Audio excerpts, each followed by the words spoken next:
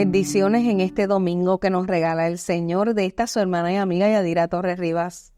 Estamos ahora en la mesa de la palabra y hoy nos acompaña el reverendo canónigo Dimas David Muñoz. Buenos días. Buenos días, Yadira, y a todos los que nos están escuchando y observando. Amén.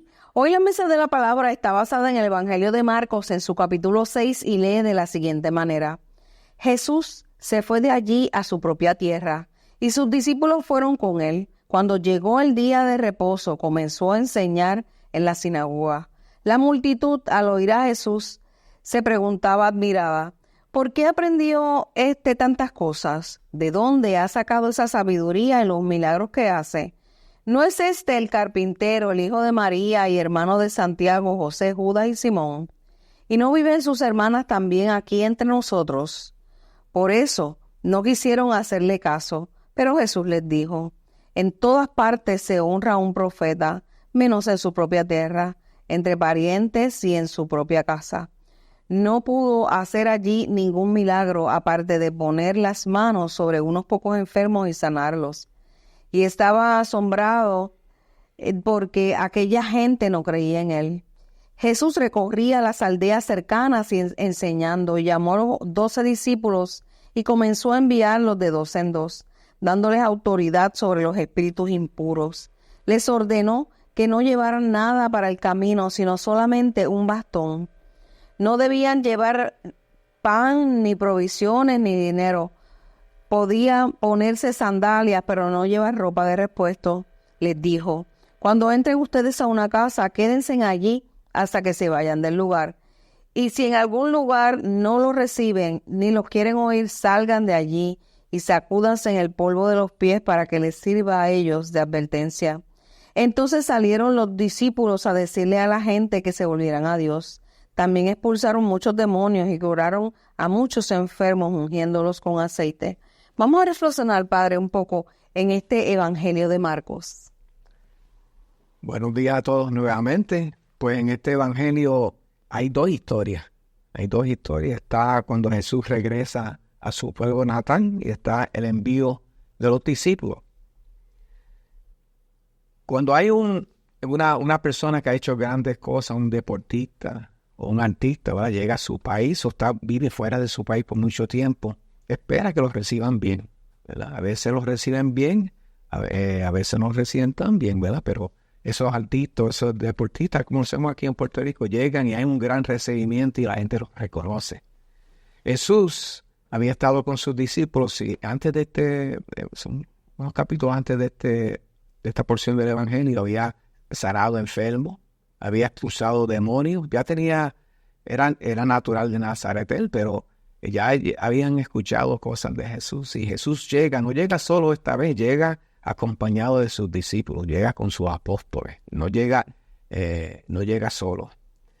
Llega y nos dice que cuando llega el día del reposo, el sábado, que era sagrado para los judíos, él comenzó a enseñar en la sinagoga. La sinagoga era el centro religioso para ellos, en Nazaret. Y Jesús hace muchas cosas y la gente se cuestiona, ¿dónde él habrá aprendido todo esto?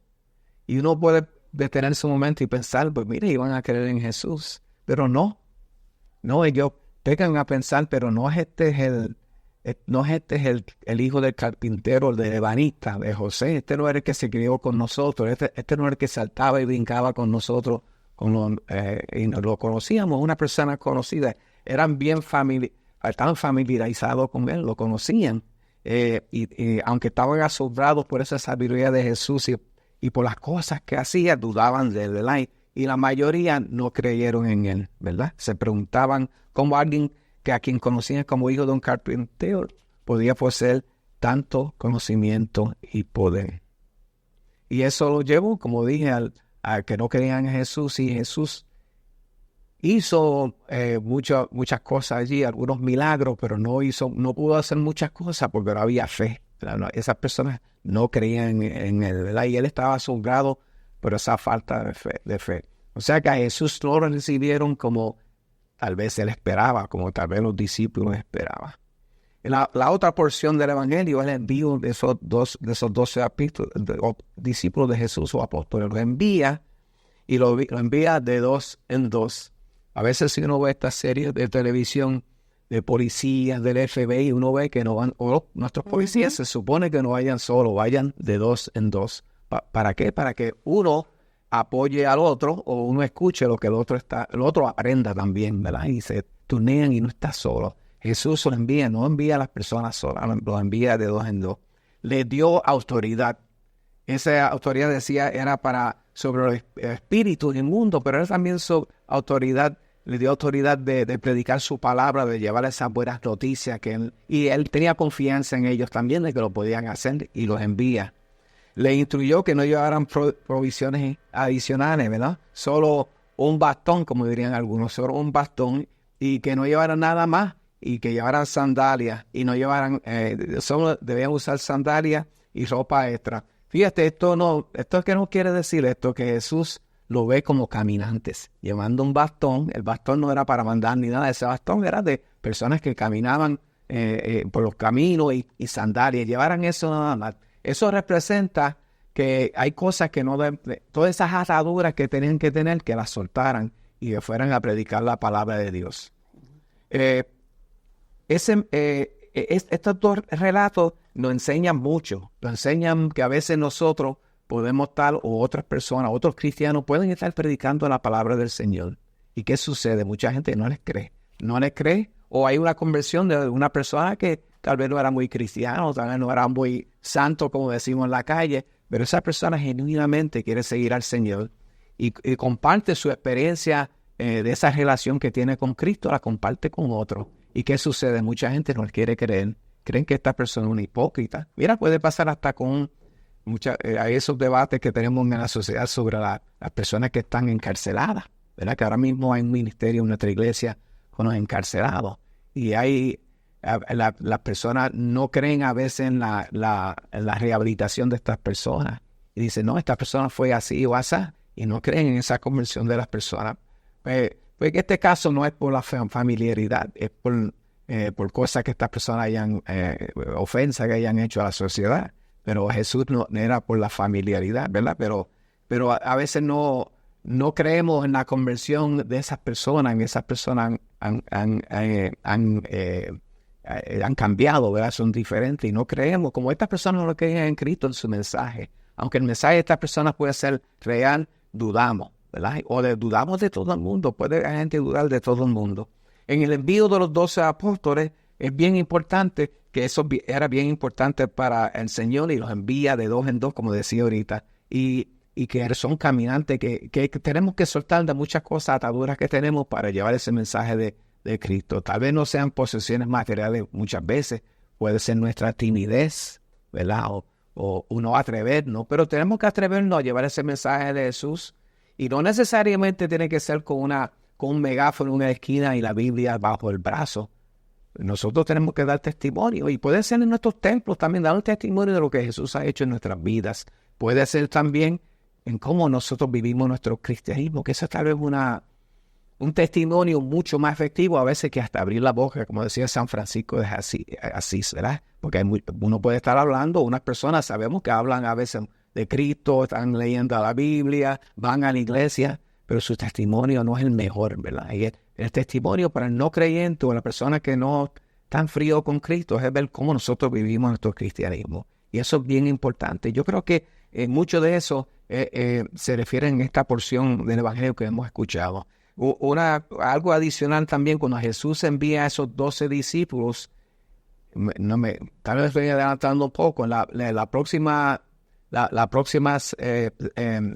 porción que sigue al Evangelio trata del arresto y de la muerte de Juan el Bautista. Es posible que Marcos incluyó eso en esa porción que nos está diciendo que también es peligroso, especialmente en ese tiempo, para esos 12 discípulos de Jesús, predicar la palabra, porque era peligroso también y podría llegar hasta la muerte, como es para muchos cristianos en muchas partes del mundo. Tal vez no para nosotros, ¿verdad? Nosotros tenemos libertad religiosa y no hay ese problema, pero en muchas partes del mundo los que predican el Evangelio de Jesús, los que tratan de llevar ese mensaje en muchas partes del mundo, no han rechazado ese mensaje, su vida anda en peligro y los persiguen, ¿verdad? Y eso está pasando en muchas partes del mundo todavía.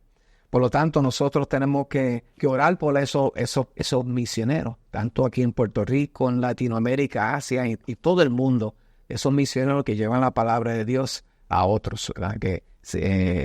Y aunque sean rechazados como Jesús es rechazado, siguen con esa misión de Cristo como caminante, con ese bastón y con esa sandalia. Amén. Tú sabes, Padre, que hay algo que me llama la atención mucho de este evangelio, que habla, porque el evangelio realmente lo que trata de decirnos también es, primero que nada, que Jesús no fue reconocido en el primer párrafo del evangelio, en la primera parte, por la gente que lo conoció, ¿verdad? Que lo conocía de pequeño. Y lo segundo es, hemos hablado mucho en la iglesia episcopal, y nuestro obispo nos ha invitado mucho a hacer sectorización. Y lo que Jesús le dio a los discípulos es una tarea de sectorización. Los envió de 2 en 2 para ir a predicar la palabra de Dios, para evangelizar, para ir a hablarle a la gente, ¿verdad? Del evangelio de Cristo.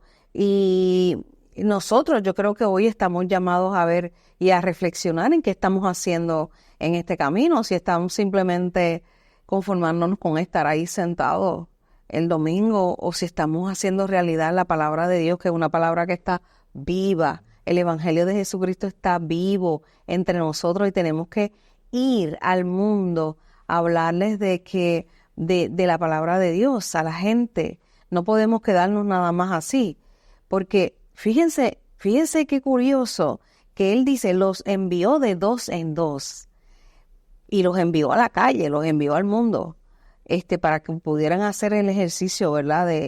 De trabajar para la obra de Dios. ¿Qué estamos haciendo nosotros hoy en relación al trabajo que Dios quiere que hagamos? ¿Cómo estamos respondiendo al llamado de Dios y de Jesucristo en ese sentido? Y también no dudar, porque Jesucristo es el Maestro y a veces tenemos dudas, porque pensamos nada más que las dudas vinieron en ese momento de la historia, por las razones de la historia, ¿verdad? Que todos conocemos, pero en este momento de nuestra vida también nosotros también mantenemos dudas sobre cómo Jesucristo nos llama, y no debemos tener dudas en ese sentido, Padre. Exacto.